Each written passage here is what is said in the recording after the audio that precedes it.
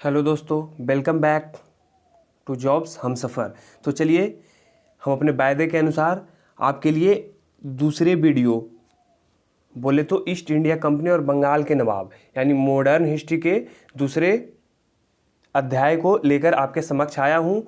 और फिर आपका है जो एक क्राउन पब्लिकेशन का ऑब्जेक्टिव क्वेश्चन है। जैसा कि आपको एक सीरीज चल रहा है, आपको डेली बेसिस पे एक फिक्स टाइम में आपको सुबह सुबह मॉर्निंग में इसका है जो आपका सीरीज आता है, आपको इसका वीडियो उपलब्ध हो जाता है यूट्यूब पे। तो वहाँ पे आप है जो इससे प्रीवियस अपने नोट्स से इसको ईस्ट इंडिया कंपनी और बंगाल के नवाब को है जो पढ़ लिए होंगे और आज आप है जो प्रश्न को लगाएंगे। तो चलिए बिना किसी समय गवाए हम अपने प्रश्नों को शुरू करते हैं। चलिए, तो मैं है जो ईस्ट इंडिया कंपनी और बंगाल के नवाब को लेकर आपके समक्ष हाजिर हूं और चलिए अपने पहले प्रश्न को देखते हैं। तो आज का हमारा जो पहला प्रश्न है वो है पलासी का युद्ध मैदान कहाँ स्थित है। तो इसका आंसर आपको बताना है, साथ ही साथ लाइव चैट में आपको इसका आंसर बताना है। इसके साथ आपको अपने कॉपी में भी मेंशन करते चलना है कि आप है जो कौन कौन सा आंसर इसका टिक कर रहे हैं। तो उसके बाद आखिरी में at the end of video आप बताओगे कि आपका कितना सही हुआ। कमेंट करके आप प्लीज़ बता देना। चलिए आगे बढ़ते हैं अपने पहले क्वेश्चन की तरफ। पलासी का युद्ध मैदान कहाँ स्थित है। तो जैसा कि ऑप्शन हमारा एक दिख रहा है, ऑप्शन नंबर 4 पश्चिम बंगाल। तो हम लोग जानते हैं कि पलासी का युद्ध जो हुआ था वो पश्चिम बंगाल में ही हुआ था और ये है जो नदिया जिला के भगीरथी तट के नज़दीक हुआ था। तो कुछ डिस्क्रिप्शन भी मैं आप लोगों को दे दूंगा। चलिए बढ़ते हैं अपने सेकंड क्वेश्चन की ओर। इंग्लैंड की ईस्ट इंडिया कंपनी की भारत में प्रथम निर्णायक सैन्य सफलता मानी जाती है। यदि प्रथम निर्णायक सैन्य सफलता की बात की जाए तो यहाँ पे आप टिक करोगे बक्सर का युद्ध, क्योंकि यहाँ पे निर्णायक सैन्य सफलता की बात हो रही है। यहाँ पे सैन्य सफलता की बात हो रही है। यदि बात किया जाता कि प्रथम युद्ध ईस्ट इंडिया कंपनी ने कब जीता तो आप बताओगे वहाँ पे पलासी वाला, लेकिन यहाँ पे आपको है जो बताना है निर्णायक सैन्य सफलता, तब आप बक्सर का टिक करोगे। क्योंकि जो पलासी में एक्चुअली में हुआ था वो आप लोग भी जान रहे हैं, छद्म युद्ध हुआ था, जिसमें है जो उसमें एक्चुअल सफलता नहीं माना जाएगा। लेकिन बक्सर का युद्ध हुआ था, उसमें एक तरफ अंग्रेज थे और दूसरी तरफ आपके 3 बड़े नवाब थे। एक है जो आपका बंगाल वाले थे, अवध वाले थे और फिर उसके साथ ही कहीं न कहीं आपके दिल्ली वाले नवाब थे इसमें। तो तीनों नवाब को हराना एक निर्णायक सैन्य सफलता सिद्ध होता है। चलिए अगला प्रश्न है पलासी का युद्ध कब लड़ा गया। तो ये तो बिल्कुल ही आप है जो ऑप्शन टिक कर सकते हो, 1757 में आपका पलासी का युद्ध लड़ा गया था। चलिए अपने अगले प्रश्न की ओर बढ़ते हैं। इलाहाबाद की संधि के बाद रॉबर्ट क्लाइव ने मुर्शिदाबाद का उप दीवान किसे बनाया। तो यहाँ पे आपका मुर्शिदाबाद की बात करें, यानी कि वहाँ पे वर्तमान बंगाल की बात की जा रही थी कि जो आपका मुर्शिदाबाद था वहाँ पे उप दीवान बनाया गया था। तो मोहम्मद रजा खां को बनाया गया था, जबकि सीताब राय को बिहार का बनाया गया था। तो हमारा ऑप्शन कौन सा हो जाएगा, ऑप्शन नंबर 1 करेक्ट हो जाएगा, क्योंकि मुर्शिदाबाद का उप दीवान पूछा जा रहा है। चलिए अगला प्रश्न है निम्नलिखित में से कौन एक मुगल सम्राट द्वारा नियुक्त बंगाल का अंतिम गवर्नर था। यदि अंतिम गवर्नर की बात की जाए तो आप है जो मुर्शीद कुली खान को टिक कर सकते हो, क्योंकि यही कहीं ना कहीं है जो अंतिम रूप से है जो इनको गवर्नर के तौर पे नियुक्त किया गया था। चलिए आप है जो अपना आंसर है जो लाइव चैट में कमेंट कर सकते हो और इसके साथ कमेंट बॉक्स में भी कमेंट करके बता सकते हो कि आपका कितना सही हुआ है। इससे हमारी है जो उत्साह बढ़ती है कि हमारे जो स्टूडेंट हैं वो भी हमारे साथ साथ क्वेश्चन को लगा रहे हैं। चलिए बढ़ते हैं अपने अगले क्वेश्चन की ओर, जो है निम्नलिखित में से जिस एक शासक ने ईस्ट इंडिया कंपनी को दीवानी प्रदान की थी वो था। आखिर 6 नंबर क्वेश्चन का आपका क्या आंसर हो जाएगा। तो आप लोग जानते हैं शाह आलम द्वितीय इसका आंसर हो जाएगा। चलिए अगला प्रश्न है ईस्ट इंडिया कंपनी और बंगाल के नवाब के बीच में जब पलासी का युद्ध हुआ उस समय मुगल सम्राट कौन था? मुगल सम्राट की बात की जाए तत्कालीन उस समय की, तो उस समय आलमगीर द्वितीय को मुगल सम्राट बोला जाता है, और वो थे ही इसलिए बोला जाता है। चलिए, तो इसका आंसर हो गया आलमगीर द्वितीय। इनका कई और नाम है, उन्हें भी आप थोड़ा ध्यान में रखिएगा। चलिए, अगला प्रश्न है, कौन सा युग्म सुमेलित है? तो आपको सुमेलित युग्म की बात की जा रही है यहाँ पे। तो हम लोग सभी ऑप्शन को चेक करते हैं। ऑप्शन ए बक्सर का युद्ध, वांडेवास का युद्ध, चिलियावाला का युद्ध, आपका खुर्दा का युद्ध। जैसा कि आप इसमें देख पा रहे होंगे, वांडेवास का युद्ध वाला ऑप्शन आपको करेक्ट दिख रहा होगा, क्योंकि इसमें फ्रांसीसी विरुद्ध ईस्ट इंडिया कंपनी है, जो कि बिल्कुल था। तो आपका ऑप्शन नंबर बी इसमें करेक्ट हो जाएगा। वांडेवास का युद्ध लड़ा गया था फ्रांसीसी विरुद्ध ईस्ट इंडिया कंपनी। चलिए, अगला प्रश्न है, निम्नलिखित में से कौन सा युद्ध था जिसने भारत में ब्रिटिश प्रभुत्व का प्रारंभ किया? यदि बात प्रारंभ की जाए तो आप है जो पलासी का युद्ध टिक करोगे, और सैन्य सफलता की बात की जाए तो उस समय आप बक्सर का लड़ाई टिक करोगे, क्योंकि कहीं ना कहीं सैन्य सफलता साबित किया गया था आपके बक्सर के लड़ाई में, लेकिन पलासी का युद्ध एक छद्म युद्ध था। इस वजह से उसको ब्रिटिश प्रभुत्व का प्रारंभ तो मान सकते हैं, लेकिन सैन्य सफलता नहीं मान सकते। इसलिए इस क्वेश्चन का तो आंसर पलासी का युद्ध ही आपका होने वाला है। चलिए, अगला प्रश्न है, निम्न में से किसने अपना राजधानी मुर्शिदाबाद से मुंगेर हस्तांतरित किया था? तो ये तो आपका हो गया मीर कासिम भाई साहब जो थे, वो है जो मुर्शिदाबाद से मुंगेर अपने राजधानी को हस्तांतरित किए थे, और उसका वजह ये था कि वो चाहते थे कि जो बंगाल का क्षेत्र है, यानी कि जो मेनली वहाँ पे अंग्रेज रहते थे, उस वातावरण से, उस षड्यंत्रमय वातावरण से वो अपने को दूर रखना चाहते थे। इस वजह से है जो वो मुर्शिदाबाद से आपका मुंगेर शिफ्ट कर लिए थे अपने राजधानी को, और साथ ही मुंगेर में तोप खाने और तोपदारों की है जो शुरुआत करवाए थे बनाने के लिए। चलिए, अगला प्रश्न है, सन 1765 में ईस्ट इंडिया कंपनी को बंगाल की दीवानी किसने प्रदान की? इसमें आपको दो ऑप्शन ही दिख रहे होंगे यहाँ पे, तो हम लोग पहले चेक कर लेते हैं कि इन दोनों ऑप्शन में से तो कोई नहीं है। तो 1765 की बात की जा रही है, ईस्ट इंडिया कंपनी को बंगाल की दीवानी किसने प्रदान की? तो यहाँ तो यहीं पे हमारा आंसर है मुगल सम्राट ने।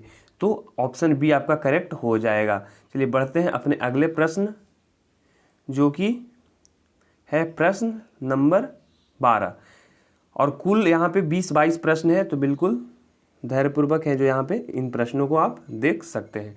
चलिए, अगला प्रश्न है, 18वें शतक में भारत में लड़े गए युद्धों का निम्नलिखित में से सही कालानुक्रम बताइए। इसमें आपको सही कालानुक्रम बताना है, तो इसमें है जो आपको मैं एग्जैक्टली आपको ईयर वाइज भी बता दूंगा। चलिए, हम लोग है जो देख लेते हैं कि आखिर युद्ध कौन कौन सा है यहाँ पे। तो युद्ध आपको दिख रहा होगा, वांडीवास का युद्ध दिख रहा होगा, बक्सर का युद्ध दिख रहा होगा, अंबर का युद्ध दिख रहा होगा, और पलासी का युद्ध दिख रहा होगा। सबका हम लोग डेट मेंशन यहाँ पे कर लेते हैं। तो पहले वांडीवास का दिख रहा है, तो वो तो आपका हुआ था कब? जून 1757 में, जून 1757 में। चलिए, एक मैंने लिखा, फिर उसके बाद फिर बक्सर का युद्ध की बात की जा रही है, तो वो आपको सेकंड नंबर तो हो जाएगा 1764 में हुआ था। चलिए, आपका बक्सर का युद्ध 1764 में हुआ था। उसके बाद फिर आपका है अंबर का युद्ध, तो अंबर का युद्ध आपका 1749 में हुआ, 1749 में अंबर वाला 1749 में। उसके बाद पलासी वाला आखिरी में जो पलासी है वह जून 1757, जून 1757। ये मैं आप लोगों को यहाँ पे बेसिकली बोल रहा था वांडीवास वाला, लेकिन नहीं, एक्चुअल में तो ये पलासी वाला मैं आप लोगों का डेट मेंशन कर रहा था।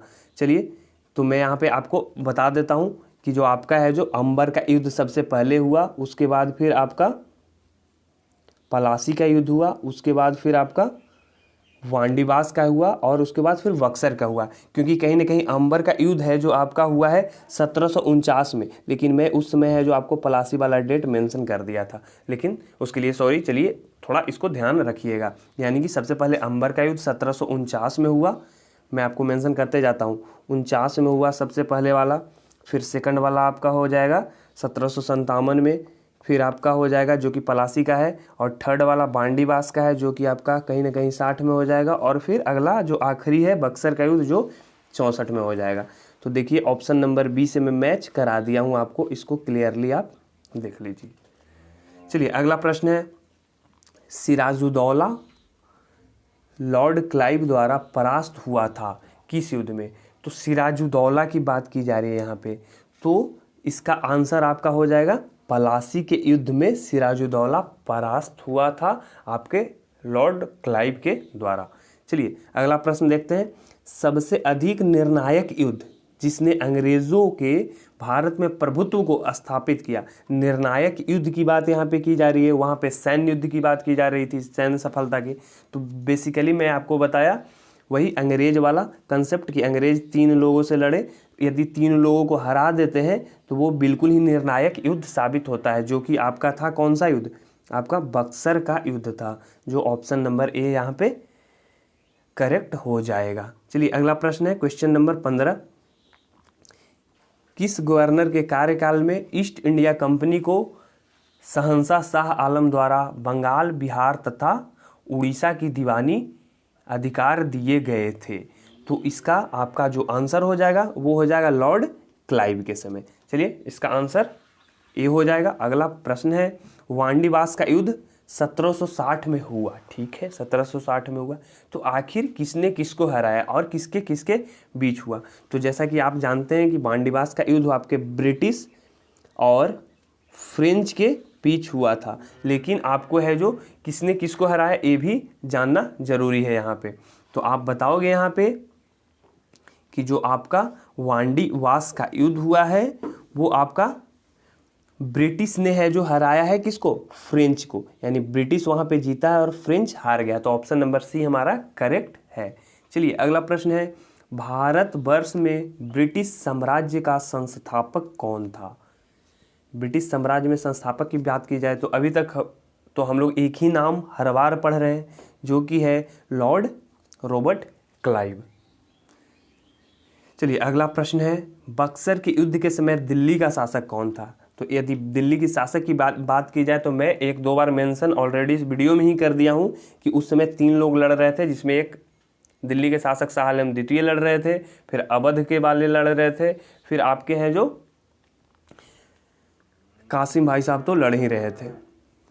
चलिए अगला प्रश्न है, सम्राट शाह आलम द्वितीय ने ईस्ट इंडिया कंपनी को बंगाल, बिहार तथा उड़ीसा की दीवानी प्रदान की आखिर किस तारीख को की? इस बात को आपको यहाँ पे पूछा जा रहा है। तो हम लोग बिल्कुल जानते हैं कि 1765 में किया गया था, लेकिन आखिर तारीख यहाँ पे बताना है। तो आपका ऑप्शन करेक्ट हो जाएगा 12 अगस्त 1765। फिर अगला प्रश्न है, निम्न में से किसने भारत में अंग्रेजों का सर्वाधिक विरोध किया? यदि सर्वाधिक विरोध की बात की जाए तो हम लोग बेसिकली यहाँ पे टिक करने वाले हैं मराठा, जो कि आपका यहाँ पे करेक्ट आंसर हो जाएगा। अगला प्रश्न है, निम्नलिखित में से किसे स्वर्ग से उतरा सेना नायक कहा जाता है?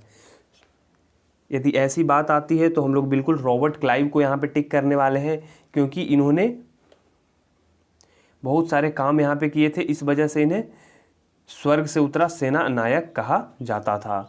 अगला प्रश्न है और जो हमारे इस वीडियो का आखिरी प्रश्न है, बक्सर की लड़ाई के समय बंगाल का नवाब कौन था? तो बिल्कुल आप बता सकते हो इस प्रश्न का आंसर कि मीर जाफर था, क्योंकि मीर कासिम कहीं न कहीं तो युद्ध ही कर रहा था। तो एक ये युद्ध कर रहे थे मीर कासिम, दूसरा आपके अवध वाले युद्ध कर रहे थे, तीसरा आपके दिल्ली वाले शाह आलम द्वितीय युद्ध कर रहे थे। इन तीनों ने तो युद्ध ही किया अंग्रेजों के साथ। तो उस समय आखिर है जो बंगाल के नवाब थे कौन? तो आपको मीर कासिम को हटाकर फिर से मीर जाफर को बैठा दिया गया था बंगाल के नवाब के रूप में।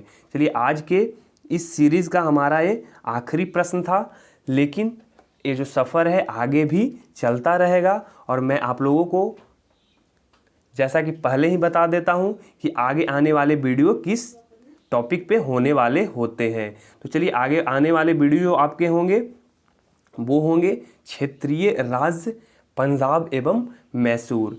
तो मैं आप लोगों से यही रिक्वेस्ट करूँगा कि आप अपने नोट्स से या आप कहीं भी अपने बुक से इसको है जो पंजाब एवं मैसूर को प्रीवियसली पढ़ लोगे और फिर इन क्वेश्चंस को आप लगाओगे तो वहाँ पे है जो आपका क्वेश्चन ज़्यादा करेक्ट होगा और फिर ज़्यादा कहीं ना कहीं सही होगा। तो चलिए at the end of video मैं आपसे एक छोटी सी रिक्वेस्ट करता हूँ कि यदि आप इस चैनल पर नए हैं तो इस चैनल को सब्सक्राइब कीजिए, हमारे वीडियो को लाइक कीजिए और फिर अपने ज़रूरतमंद साथियों के साथ शेयर करना तो बिल्कुल ना भूलें। थैंक यू, मिलते हैं फिर अगले वीडियो में।